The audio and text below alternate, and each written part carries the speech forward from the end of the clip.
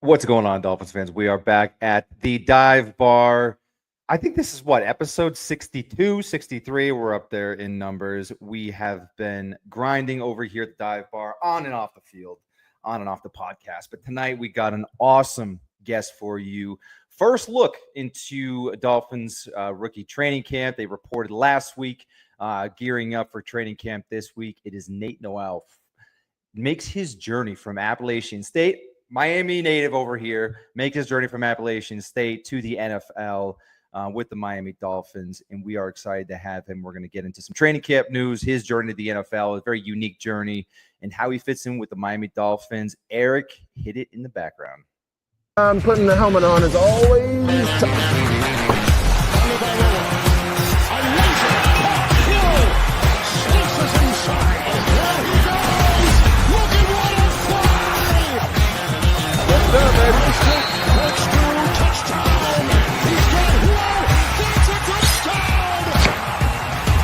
The opportunity is right now.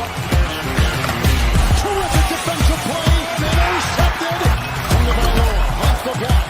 On the move. Going deep. Speed race. He's got Hill. He's got Hill. The Dolphins have recaptured the lead. Yo, Nate, my boy said Appalachian. Yeah, bro. Yeah, it's Appalachian. It's all good. I do my best over here. No, I had to Yeah, get yeah. that in because I'm the North Carolina boy, so I already know. Yeah, that's true. Okay. Everybody okay. No, sorry. outside of North Carolina says it like that, so it's not a big deal. Hey, I grew up between the Appalachian Mountains. I'm not even gonna pretend like I don't say Appalachian too. So it is what it is. Like, as I digress.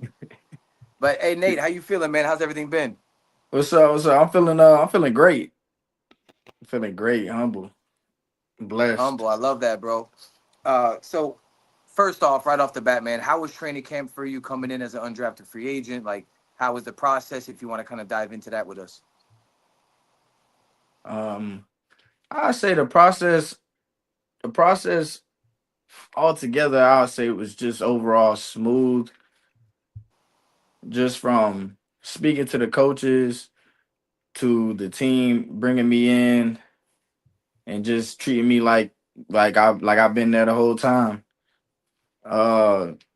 Just working with Coach Eric. It's been great. He's been able to teach me a lot of stuff.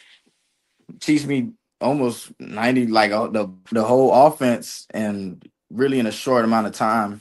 He's really detailed about like how he goes about his coaching, and I really appreciate that. And I feel like that really helped me develop a little bit more and help me get the offense a lot faster in the short amount of time that we were here, like since rookie mini camp. Then we went into phase 2, phase 3. So yeah, it wasn't, I'd say probably a little under like 2 months of real work with just him. And I'll say I got a good grip of the whole offense. So I feel like he did a great job. Yeah, talking about that, everyone talks about the Mike McDaniel offense, how complicated it is, and even NFL players that have came from other professional teams into Miami have said, like, yeah, it's a bit of a learning curve. Even Tyreek himself said, like, sometimes I don't even know what I'm running out there. How has the learning curve been on Mike's offense for you, and where you at now with it? It's been hard to get a little bit, but like I said with Coach Eric, he's been like, in a way, dumbing it down for us, making it very pre-K as far as what he said, making the offense seem way easier than what it is by like telling us why instead of just what stuff are. Like why is it this and why do we call it this and what it goes to. But I would say just playing the last 5 years of college. When I was at Appalachian State for the 4 years, I had a new offensive coordinator every year. One repeat, but he left and then for another year and then came back. So, and now I went to a new offense when I went to Mizzou. So it was kind of hard, but it wasn't anything that I haven't done before as far as learning a whole new offense or learning like a whole set of new calls. The biggest thing for me, I'll probably say, is the no signals, because in college I'm used to looking at the sideline and it just be a whole bunch of signals. So really from this rookie mini camp all the way up till now, it's just been getting used to hearing the words, hearing the phrases, and just trying to make it as easy as writing. So this And I is I'll say it's been hard, but it's not anything I never seen before. Yeah, I feel that. And then, like, one cool thing about you is that people don't know yet, but they're about to learn, is that you're about to be a kick return specialist and punt return specialist as well. That's what we heard. That's what we heard. Maybe Yeah, dive into that's the that. Like, goal. That's the yeah, goal right now. I mean, as of right now, that's not my role right now on the team, but I'm definitely going to work in the future to try to get back there and try to help the team as much as I can in any way, but especially in returning punts and I mean, kicks. it's been a while, even just like as Miami fans for the longest time.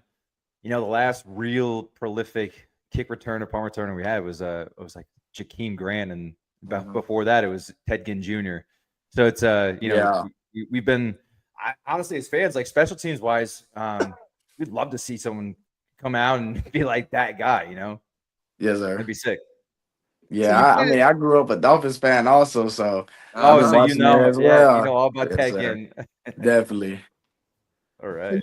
Appalachian State, and then you played at Mizzou. You've been in some variation of the zone offense your whole college career, correct? Yes, sir. So you're pretty familiar with how that goes and the patience and the block scheme and everything. Yes, sir. Got you. All right. So coming out of college, what made you decide to come to Miami? Obviously, you're born and raised South Florida guy. So did that have a lot to do with it? Was it opportunity? Was it scheme fit? What went into that? I would say a little bit of all that. Always being from South Florida, you always want to play for the home team or for your favorite team. And this just always been my favorite team growing up. So it was really a no-brainer in that sense. But also when it really came down to making the decisions, I it was me and my agent would talk over and my family, we would just talk about like where do I feel I could best fit at, where I feel like I can help the team at, and just the scheme in general was another big part because watching the Dolphins offense, I've also seen that they run a lot of outside zone schemes, and that's like a good part of the offense.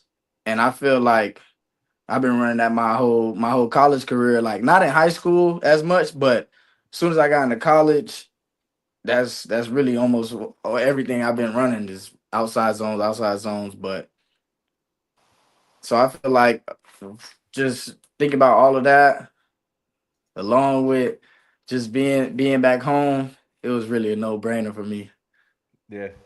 Rookies reported last week, to Miami Dolphins facilities, and we've kind of have been like radio silenced by anyone kind of reporting on anything. Can you give us any inside news about the rookie reporting, and if anybody like stood out to you or anything significant? As far as part of the rookies, like is Yeah. there anybody in the rookie room stand up? Yeah. Yeah. We got a great class. I say we got competition on both sides of the ball. People that stood out. I mean, it's really hard because it's like we Yeah. all try to push each other. I'll probably say Eugene Asante. He's a hard worker.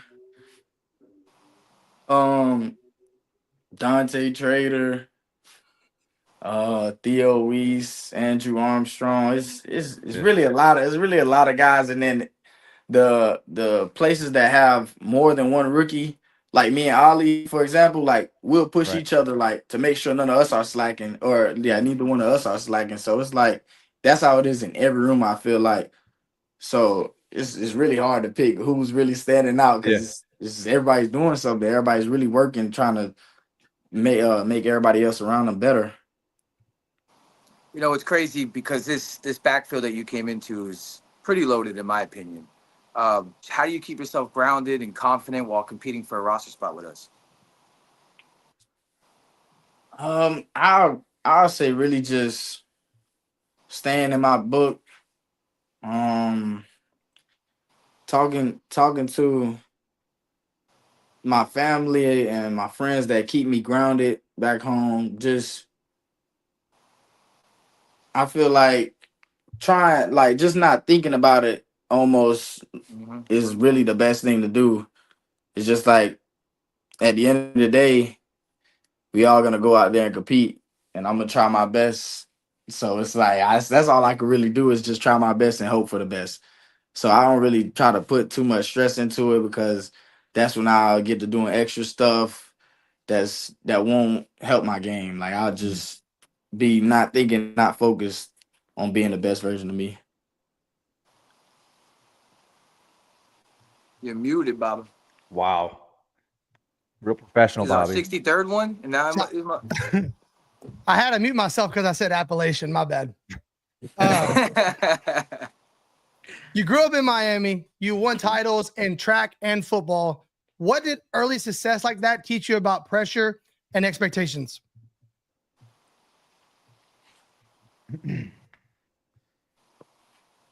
Winning that early, I feel like it did nothing but help me for the best because I seen what it took to get to that point, even if it was just high school and not college or NFL. But like, it's a similar process to win a championship. I believe like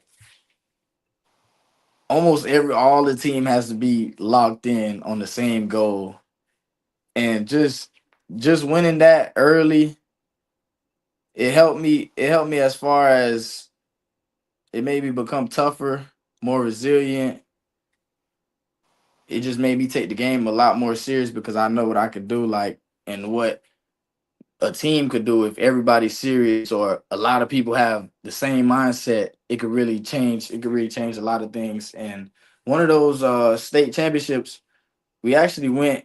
We actually finished off the season like 5-5, and still ended up going. So that was a different route, and I feel like that was one of my most favorite seasons because it really just taught me to keep believing.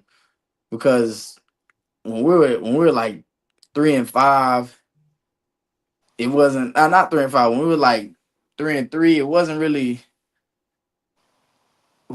funny anymore. It wasn't fun anymore. It was like everybody got serious. Everybody started looking towards like who was gonna be the person to get us out this slump, because we knew we were in a slump, but it's like who was gonna be the person to get us out this slump. And I feel like that opened me up to becoming the type of player I am nowadays, by just like in those moments, noticing that I'm in those moments and trying to uplift the team or help the team as much as I can. And I feel like it helped me throughout college because in some tough games, I would try to bring everybody energy back up, because I know like it's possible. We can still come back. I done seen the worst scores, down 3-4 scores, and they'll still come back. It's football. So you still got to play to the end of the whistle. So I feel like that those years taught me a lot.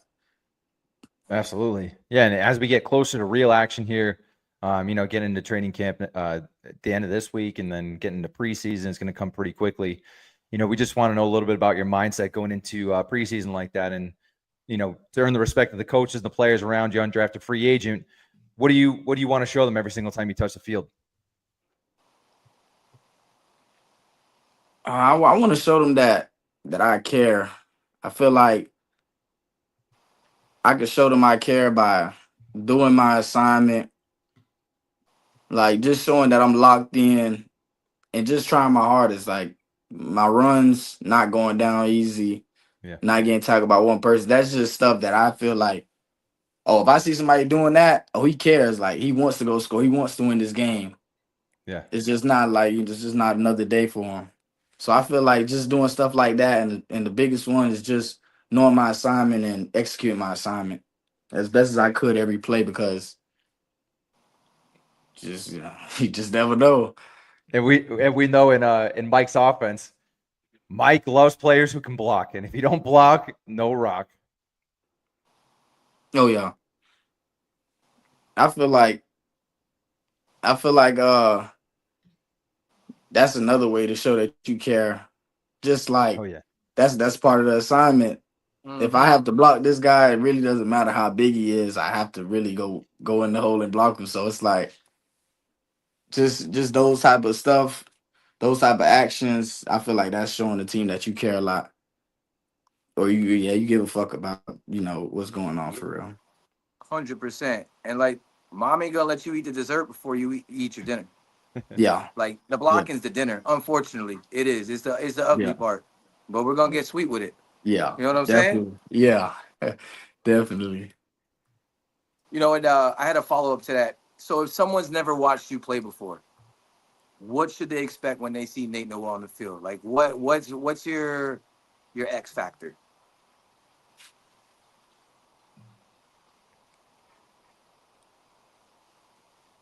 My X factor. I'll say, uh,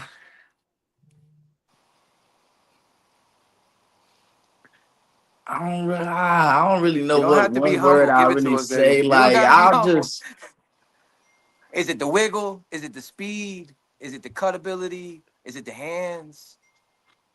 I'll say more the cut ability because I really like to manipulate the defenders like with my head and my eyes.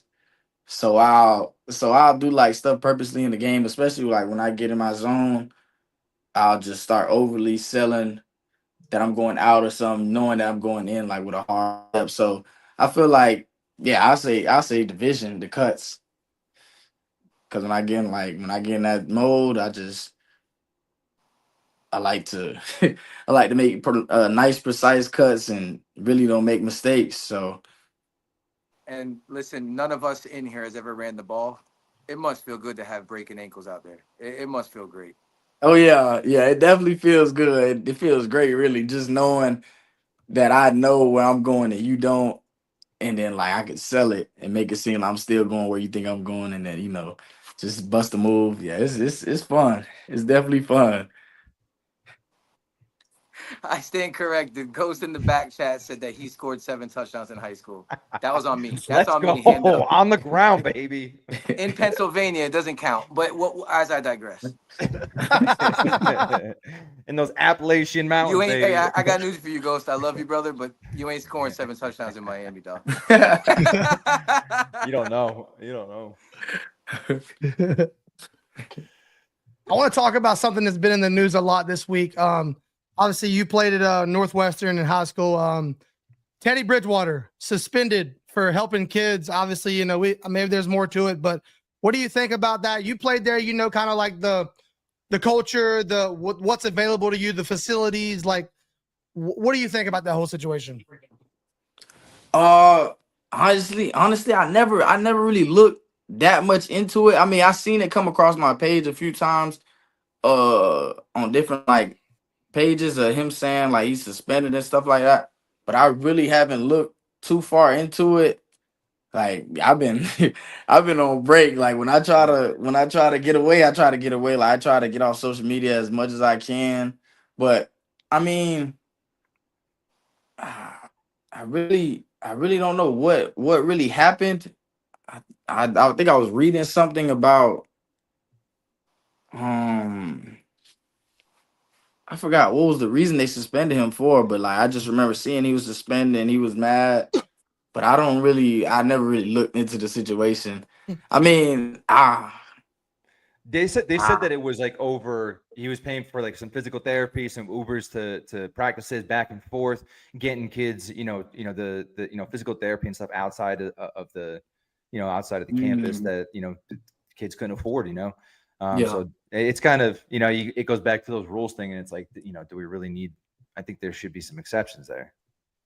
Yeah, I mean, I don't know if it's more the school or is it more like just Yeah, the Florida High School Association. But Probably like, what it is. yeah, I feel like for that, paying for kids like nutrition and health of their body, I feel like that shouldn't really have a limit on it. If you have it, like if you can do it, I feel like that'll only help. So I don't know. Like that's why I didn't even look into it because it's like it's just little parts that I see on the internet, and I'm like, oh, I just can't go and run with this. So I really just haven't looked into it for real because I don't know what to believe on the internet. So I never really looked at the situation too much. And I think you can attest to this, like being raised in South Florida. The private schools hate on the public schools that are good Yeah, because the yeah, private yeah, schools can fund. yeah, So what definitely. happens is Miami Northwestern is a wagon, and they don't like it. Yeah, yeah. I mean, I mean, that's it, just a fact, man. It's really that's competitive down definitely here. probably what was going on also though. But that is a thing also. The private schools is a little different than the public schools. The public schools don't have almost Scholarships. any. Yeah, they don't have that to like really get everything you need, like everything you were saying, like as far as the recovery and the transportation stuff like that. So it's like it's just a little different. It's a little harder when you go to a public school. So I really don't see why Ubering and doing that type of stuff and helping the kids with their health and stuff like that would really hurt them. But I don't Hey, but know. shout out Teddy, man. Teddy's a Yeah, goat. shout out Teddy. Yeah, he's doing a great Straight thing up, over man. there. And you were Yeah, definitely. you kind of elaborated on it a little earlier. You're on your break right now. What does Nate Noel do on his break? Like what do you do to get away? Um, I have a 3-year-old daughter right now, so whenever I have a break, she'll come into town, and that's most of my break. That's if it's not working out or doing something, is really just strictly with my daughter for real. I got one on the Just way, bro. oh, congrats! Thank you, man. Thank you. I'm Got some excited. Any long words of nights ahead of advice? you. Got some long nights ahead of you. Just the first Yeah. 6 months gonna be hard, I've been giving him all the pep talks I can, man. man. Ooh, those the early days. I wouldn't say I miss those as much. But now it's cool though. Nowadays it's cool. My daughter can walk around, talk on her own, eat. But like when you need to do everything, it's a little different. hmm I'm ready. I'm ready. Yeah, it's a blessing though. It's definitely an experience though. It's a blessing. You say you're having a daughter? Yeah, having a daughter due in December. Yeah, I feel like that's the best too. I mean, I feel like me personally, that just makes me get up every morning just thinking about I gotta like put on for my daughter.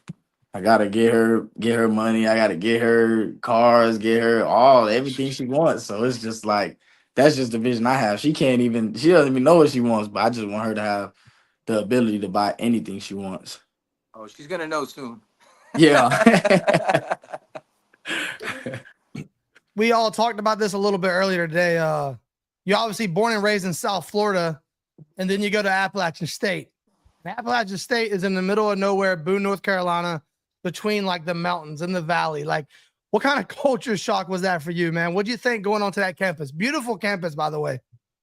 I mean, I feel like it was a great cultural shock just because being from Miami is just such a city fast lifestyle.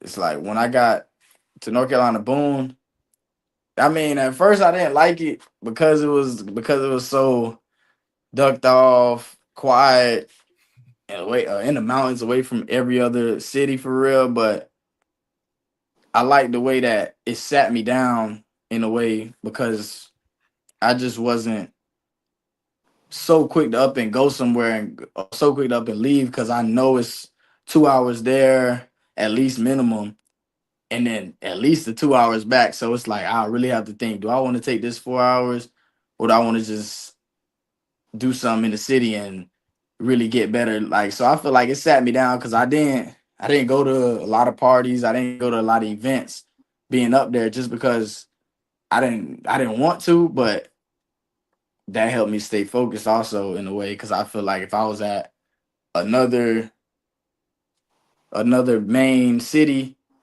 that young with that much success, it probably would have been different in a way. So I feel like God blessed me by sending me over into the mountains and just calming me down, able to get my mind right, grow over there, and, just become a man over there. So I actually love the experience.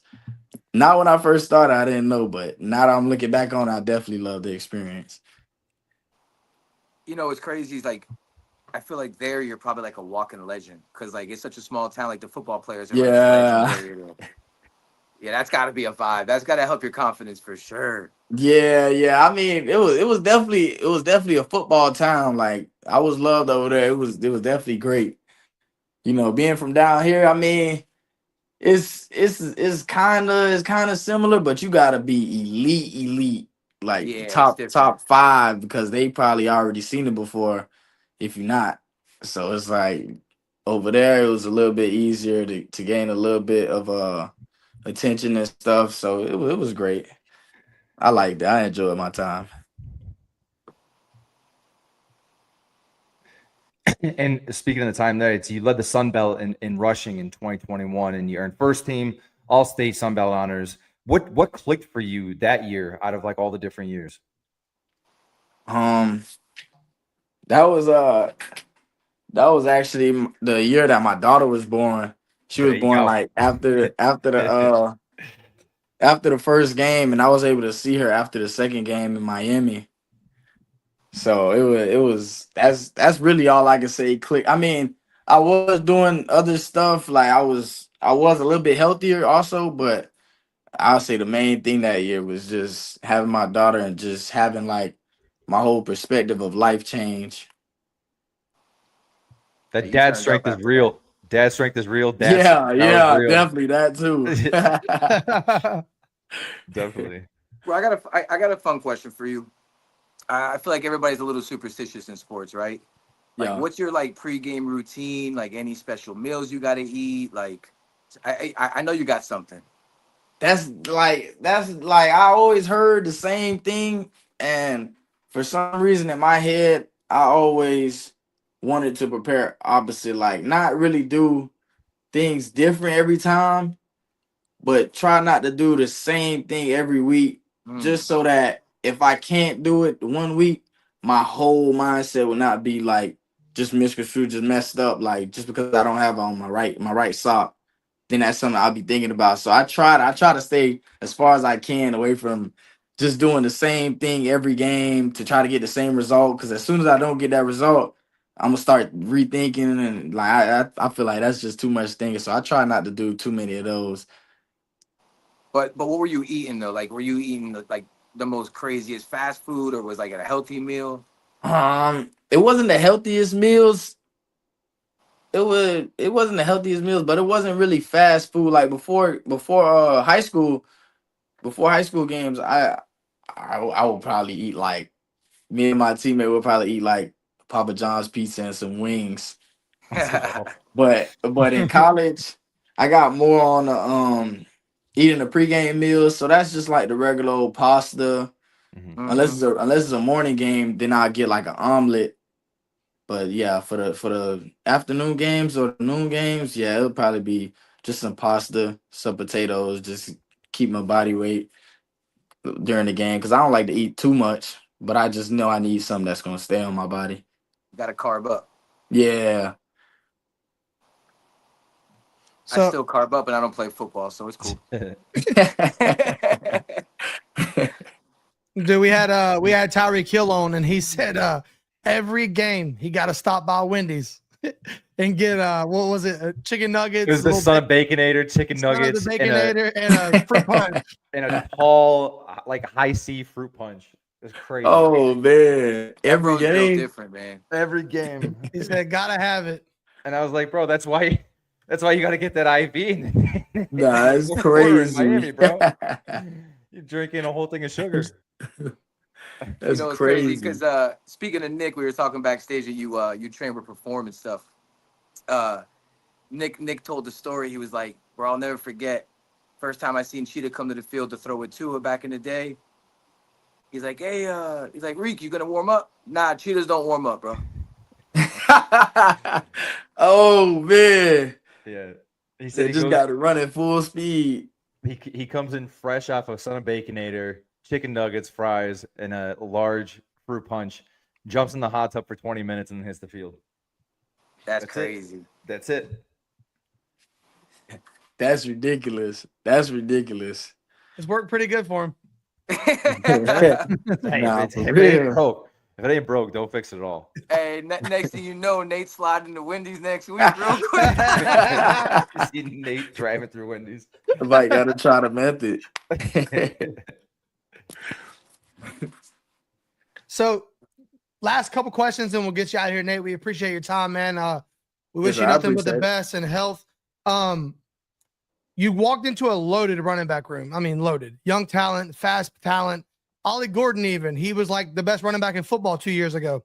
Some would say he had a down year. That's not up to me to decide. But has anybody kind of took you under their wing and kind of like, really had an impact on you? I would say Alec. Probably Alec would be like probably Shocker. the biggest. Mainly because I just know that he's been here a long time. So I knew that he knew the offense. So I kind of gravitated towards him more, just asking, simple questions like just hearing it. Like if I hear the play, I'll look to him probably and I'll say like our assignment on the play. And then he'll just give me like a thumbs up. He'll be like, yeah, like you're right. Or just something like that, just making sure I just refresh and keep my mind right. So, and then he gave me a few tips, on a few occasions. So yeah, I'll definitely say Alec. Alec's been like the biggest one to really lean on and help me out since coming in. Yeah, I think it's pretty smart to follow the guy or to listen to the guy that you have to follow in the game. If Yeah. he says go left, we going left, baby. Yeah, definitely. And Alex got to be one of the nicest dudes I've ever talked to. Yeah, definitely. He's a good guy. He's a great guy. Bro, is he ever in a bad mood? I feel like he's always in a great mood, that guy. Nah, I can't tell you like a time where I just looked and he had a frown or something. Like he was just always smiling, or like he's never down though. Always talking to everybody he'll walk by. Yeah. It's funny. We always hear Alec get brought up by any player that comes on this podcast, and it's like, dude, it's like the guy walks the walk, is completely positive. You want to run through a wall every single time you talk to him. You could just get him like a water at the water fountain, and I was like, dude, I just walked away from the water fountain. Now I got to go like squat 450. I got to go do some squats or something, man. I'm ready to run through the wall. But Nate, man, we appreciate your time coming on, spending a half hour with us here at the Dive Bar. Always welcome back, and dude, we wish you the best, healthiest season, success this season. Maybe we'll see you returning those kicks, and maybe we'll get some some Devin Hester action back there. Yes, sir. Hopefully. Let's go. Thank you, baby. Thank y'all for having me. Appreciate you so much, yes, man. Sir. Thanks for taking your time, buddy. Thank you.